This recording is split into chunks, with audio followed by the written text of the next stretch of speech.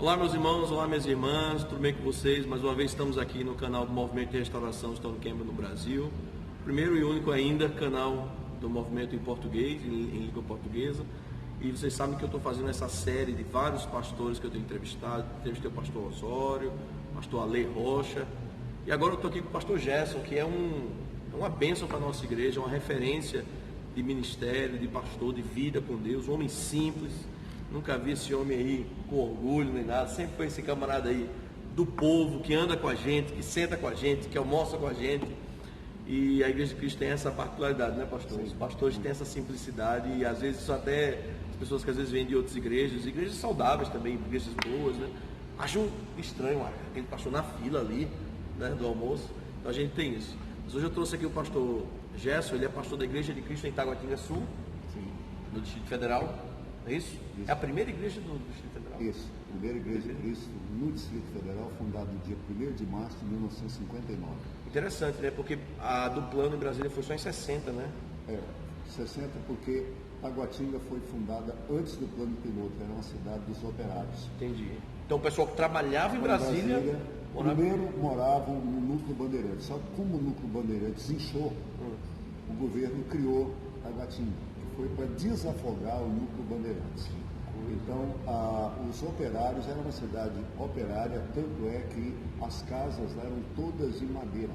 É mesmo? Houve um incêndio em Taguatinga em 1962 e o centro comercial queimou inteiro, porque todas as lojas eram de madeira. Então, a primeira igreja no Distrito Federal foi lá em Taguatinga. E nós somos uma igreja que não foi fundada por David Sanders, foi fundada por Bill Loft. Bill Loft, exatamente. Foi um missionário que o David Sanders convidou para vir ao Brasil. Ele esteve em Brasília, depois trabalhou um tempo no norte, lá em Belém, antes de ir para a América Central. Tem um trabalho sólido na América Central. Até hoje tem um trabalho dele lá, né? Hoje o filho dele, Billy, continua esse trabalho e tem também um trabalho no Paraguai. Então, a família Loft foi quem começou o trabalho lá em Taguatinga em 1950. Maravilha, isso aí é um assunto muito bom, porque a gente sempre acha que foi o pastor Davi que plantou todas as igrejas do Distrito Federal. Mas não. Ele plantou a primeira e convidou muitos missionários para vir. Vieram pela Brasil Christian Mission, Isso, na época, né? Na época, Brasil Christian Mission. Exatamente. Então, o pastor Gerson está aqui e, pastor, eu tenho falado sobre as características da nossa igreja, falei sobre a chegada do pastor Davi em Brasília e as particularidades da igreja do plano. Agora a gente está sabendo coisas que nem eu sabia sobre a igreja lá de Taguatinga Sul. Mas o pastor Ale falou sobre reforma, transformação e restauração, esse conceito que a nossa igreja tem de restaurar a originalidade de uma igreja neotestamentária, simplicidade e tudo mais. Mas tem um assunto que o senhor fala muito bem, que eu preciso que as pessoas escutem do senhor, e não de mim, que é unidade na diversidade. Nós temos aquele lema, nos essenciais unidade, nas opiniões liberdade, em todas as coisas o amor. Esse lema foi de Thomas de Kempis, depois disseram que foi de Agostinho. Eu sei que foi mais divulgado dentro do nosso movimento, né? Sim, foi. Mas explica pra gente, pastor, sobre como isso funciona na prática nas igrejas de Cristo. Porque sempre o pessoal pergunta em Recife, mas vocês são o quê? Vocês são calvinistas? Vocês são presbiterianos? Vocês são sensacionistas? Vocês são continuistas? Eu digo, olha, nós somos tudo. A gente tem tudo dentro da gente. E é verdade. É verdade. Em Recife e nas igrejas do Brasil nós temos todo o significado, porque o que nos une de fato é Jesus Cristo. Né? Mas explica isso aí pra gente, como é que se dá dentro da nossa igreja. Unidade na diversidade. É possível um povo diferente andar unido? Sim. Diga lá. E é interessante que isso é possível devido às nossas origens. Desde o início, quando Stone Campbell, quando os outros, né, começaram a andar juntos, eles eram diferentes. Eles já eram diferentes.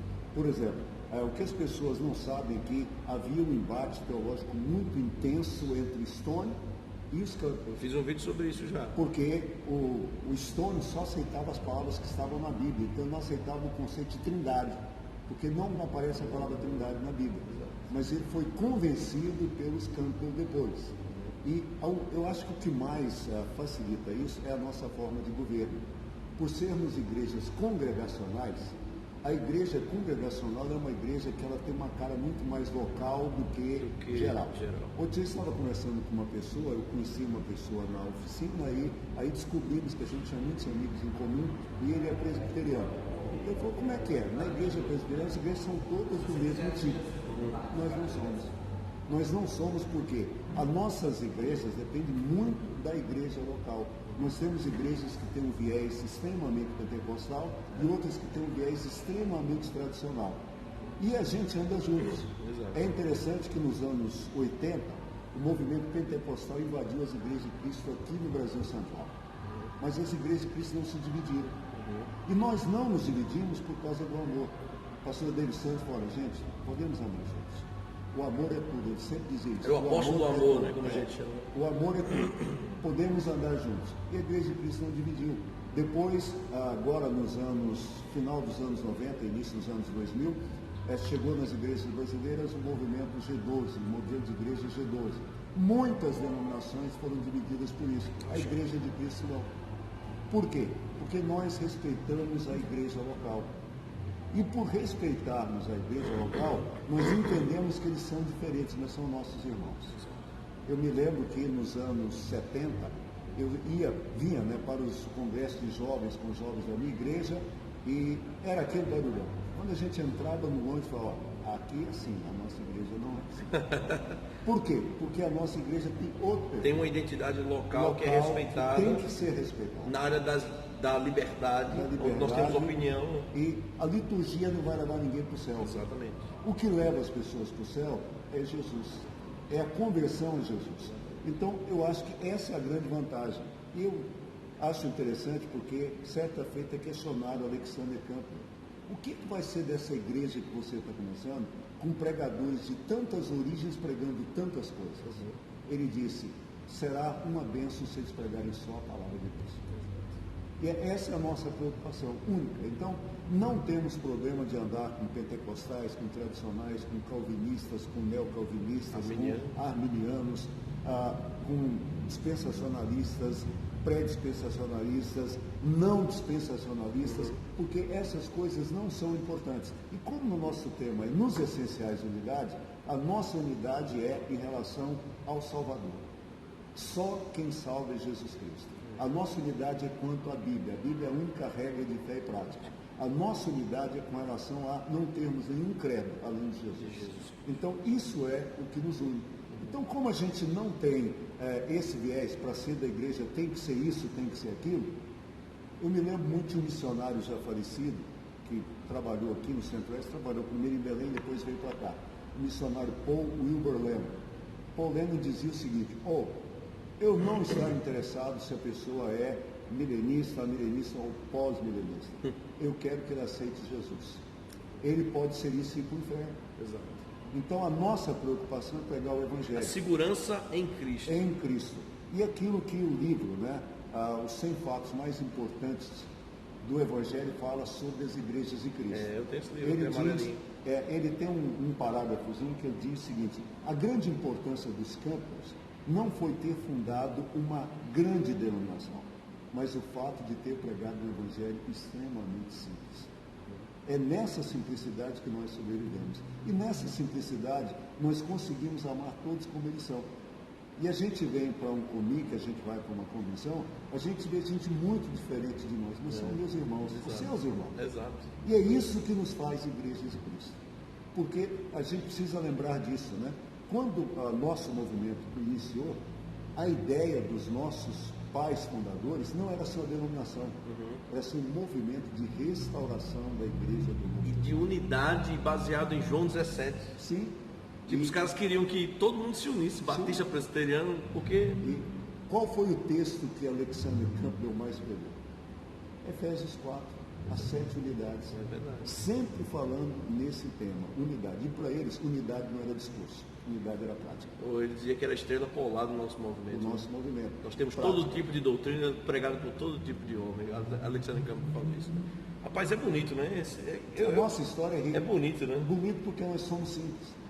Nós somos um povo que nós não temos nada, só o Evangelho. Eita. Nós não temos... O Campbell tinha uma frase, ele dizia o seguinte, os católicos são mais felizes, porque eles só têm um Papa. E nós vemos as denominações evangélicas, a quantidade de papas que a gente tem. Graças a Deus a gente não tem nenhum. É verdade. Para a honra e glória do Senhor Jesus. Amém. Amém? Então, gente, é por aí. Eu posso ficar ouvindo o pastor Gerson 5 semanas aqui, só falando sobre o movimento de restauração. Quando ele fala, eu fico ouvindo ele aí. Mas é por aí. São essas histórias que eu quero que esse canal divulgue. Que tipo de igrejas são as igrejas de Cristo? As igrejas cristãs do movimento de restauração. Igrejas simples, igrejas que pregam pela unidade, que pregam uma união em Cristo Jesus, né?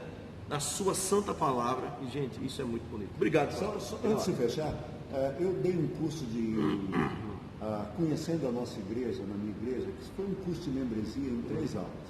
E eu fiz questão de ressaltar uma coisa: nós queremos continuar sendo uma igreja simples e bíblica. Esse é o nosso sonho. Simplicidade e biblicidade. Biblicidade. Amém. Deus abençoe, pastor Gerson. Obrigado, pastor, pela sua participação. E valeu, meus irmãos. E continue aí, procure o pastor Gerson nas redes sociais. E qualquer dúvida sobre a Igreja de Cristo, também pode perguntar para ele, não é, pastor? E entre no canal. E entre no canal. Se inscreva no canal e ative o sininho. Isso. Valeu, Deus abençoe.